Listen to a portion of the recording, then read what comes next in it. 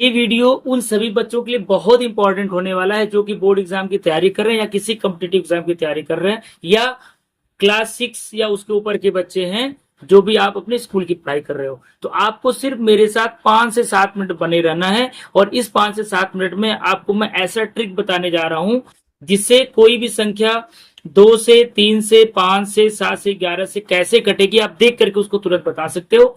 आपको कभी भी फैक्टराइजेशन करना हो तो आपको सोचने की जरूरत नहीं पड़ेगी। फैक्टराइजेशन का मतलब होता है गुणनखंड करना। अगर आपको किसी संख्या का गुणनखंड करना हो तो आपको 2 से काटना है कि 3 से काटना है कि 5 से कि 7 से कि 13 से, ठीक है, कि 11 से, आप तुरंत संख्या को देख करके पकड़ लोगे कि हमको इस संख्या से इसको काटना है। तो चलिए हम लोग टॉपिक को स्टार्ट करते हैं। बहुत केयरफुली ध्यान से बिना वीडियो को स्किप किए आपको देखना है और समझना है। तो सबसे पहले हम लोग 2 से जांच सीखेंगे। शायद कई सारे बच्चों को पता भी होगा 2 से जांच सीखना बहुत ही आसान है। कोई संख्या 2 से कब कटेगी? अगर उसके इकाई के अंक पर क्या होना चाहिए, उसके इकाई के अंक पर, इकाई के अंक पर पता है क्या होना चाहिए? या तो 0 हो, या तो 2 हो, या तो 4 हो, या तो 6 हो, या तो 8 हो। मतलब कोई बड़ी सी बड़ी संख्या या छोटी से छोटी संख्या हो, अगर उसके इकाई के अंक पर 0, 2, 4, 6, 8 मिल जाए तो समझ जाओ, देखते कि वो संख्या 2 से कट जाएगी। जैसे कुछ उदाहरण हम लोग देखते हैं। जैसे मैं बोलूं 2430, अब ये संख्या का इकाई के अंक पर क्या है? 0 है। इसका मतलब ये संख्या क्या होगी? 2 से कटेगी। ऐसे अगर एक उदाहरण मैं और लू 357, इकाई के अंक पर क्या आपको यहाँ पर है? ये 357 है तो इकाई के अंक पर क्या है? 7 है। इसमें कहीं आपको 7 दिख रहा है क्या? इसका मतलब ये संख्या 2 से नहीं कटने वाली। एक और उदाहरण लेते हैं, जैसे 3425, यहाँ पर भी देखिए इकाई के अंक पर कौन सी संख्या आ गई? 5। इसमें कहीं 5 दिख रहा है क्या? नहीं। तो इसका मतलब ये भी संख्या क्या होगी? 2 से नहीं कटने वाली है। आ रहा है बात समझ में? तो अगर इकाई के अंक पर 0, 2, 4, 6, 8 आपको दिख गया तो समझ जाओ वो 2 से कटेगी, अदरवाइज 2 से नहीं कटेगी। अब हम लोग बात करने वाले हैं 3 से जांच करना, यानी कोई संख्या देखते ही आप पकड़ पाओ कि वो 3 से कटेगा कि नहीं कटेगा। तो इसके लिए नियम क्या होता है, मैं समय बचाने के लिए ऑलरेडी पहले से लिख दिया हूं। सभी अंक का जोड़ 3 से विभाज्य हो, मतलब जो भी संख्या दी गई है सभी आप अंकों को जोड़ दो। अगर जोड़ने के बाद जो संख्या आती है अगर वो 3 से कट जाएगी मतलब वो पूरी संख्या 3 से कट जाएगी। जैसे हम यहाँ पर एक उदाहरण लेते हैं 347, ऐसी में एक एग्जांपल ले लिया रैंडमली 347। अब सभी अंकों अगर हम लोग बच्चों जोड़े तो क्या आएगा?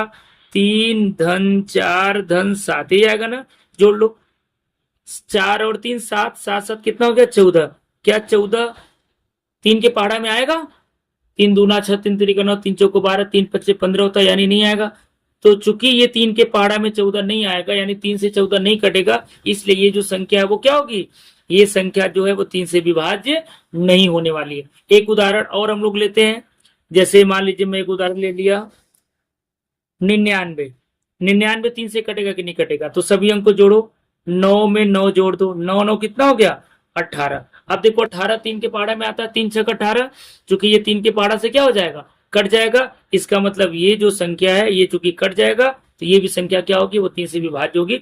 मैं छोटा छोटा उदाहरण लेके समझा रहा हूँ। ये कितना भी बड़ा से बड़ा आप नंबर देख सकते हो, 2 अंक का हो, 4 अंक का हो, 10 अंक का हो, 20 अंक का हो, ये नियम हर अंक के लिए लागू है। ठीक है, तो इस तरीके से आप 3 से किसी भी संख्या का जांच करना सीख सकते हैं। अब चलिए हम लोग बात करने वाले हैं 5 से, कि कोई संख्या 5 के पहाड़ा से कटेगी कि नहीं कटेगी, इसकी जांच हम लोग कैसे करेंगे। तो इसके लिए भी जांच बहुत आसान होता है। आपको सिर्फ इकाई के अंक पर देखना है। इकाई के अंक पे या तो 0 हो या तो 5 हो। अगर आपका इकाई के अंक पर 0 या 5 आ जाए तो समझ जाओ कि वो संख्या 5 से कट जाएगी। जैसे अगर मैं लिखूं 5225, इकाई के अंक पर कौन सी संख्या आ गई? 5, इसका मतलब ये 5 से कटेगा।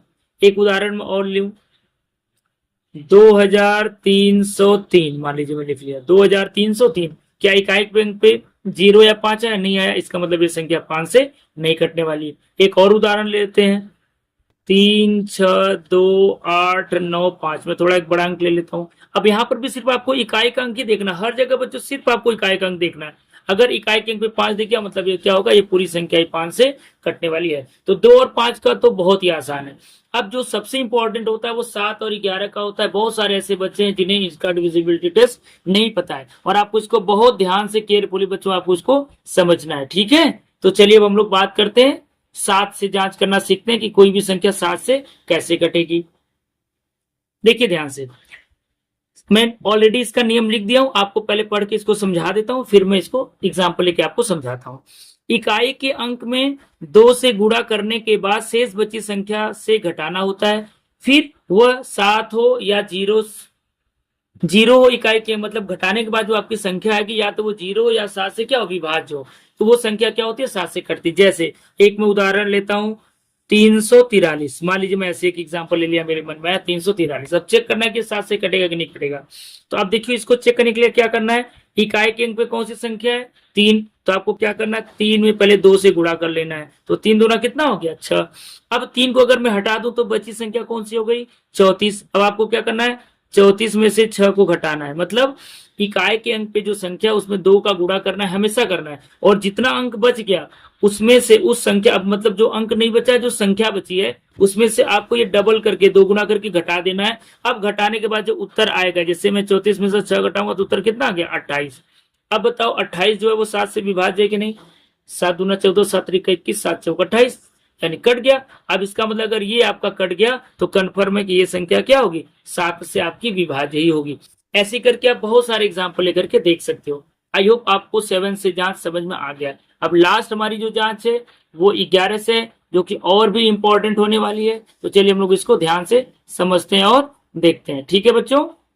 तो 11 से जांच कैसे हम लोग करते हैं, दाएं से बाईं ओर विषम संख्या के अंकों का योग में से सम संख्या के अंकों के योग को घटाना होता है, और प्राप्त संख्या या तो 0 है या तो 11 है। जैसे एक में उदाहरण ले लिया, 1331।